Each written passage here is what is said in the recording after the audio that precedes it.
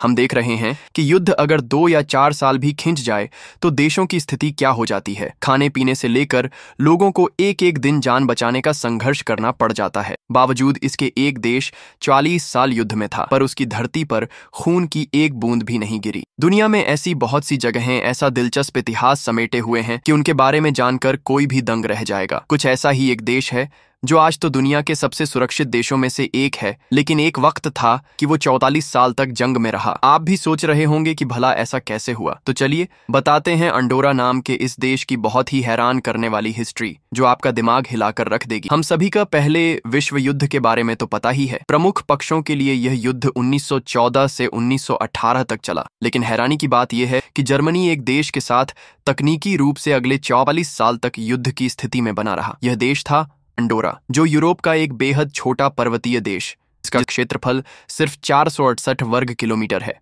और आबादी लगभग 36,000 लोगों की है। कैसे बिना आर्मी के चली 44 साल तक जंग अंडोरा उन शुरुआती देशों में शामिल था जिन्होंने जर्मनी और ऑस्ट्रो हंगरी के खिलाफ युद्ध की घोषणा की थी। दिलचस्प ये है कि अंडोरा के पास अपनी कोई सेना नहीं थी, इसलिए युद्ध में उसकी सीधी भूमिका नहीं थी। जब युद्ध खत्म हुआ और शांति समझौतों की बात आई तो दुनिया भर के बड़े नेता और सेनापति व्यस्त थे और इसी हड़बड़ी में किसी को अंडोरा को नोटिस तक नहीं किया। साल 1919 में जब वर्साई संधि ट्रीटी ऑफ वर्साई पर हस्ताक्षर हुए, तब अंडोरा को आमंत्रित ही नहीं किया गया। यही वजह रही कि तकनीकी तौर पर अंडोरा और जर्मनी के बीच युद्ध खत्म ही नहीं हुआ। कैसे हुआ युद्ध का अंत?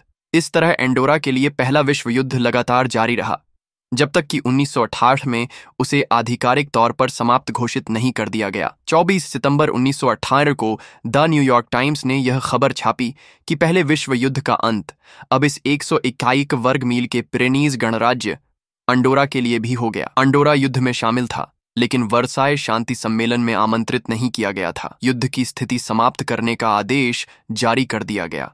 इस तरह इतनी लंबी जंग के बाद अंडोरा और जर्मनी आखिरकार शांति के युग में लौट आए और दुनिया ने राहत की सांस ली। अंडोरा में न राजा, न पीएम, न प्रेसिडेंट। अंडोरा सिर्फ इतने के लिए ही नहीं बल्कि इसलिए मशहूर है क्योंकि इस छोटे से देश पर कोई राज्य ही नहीं करता।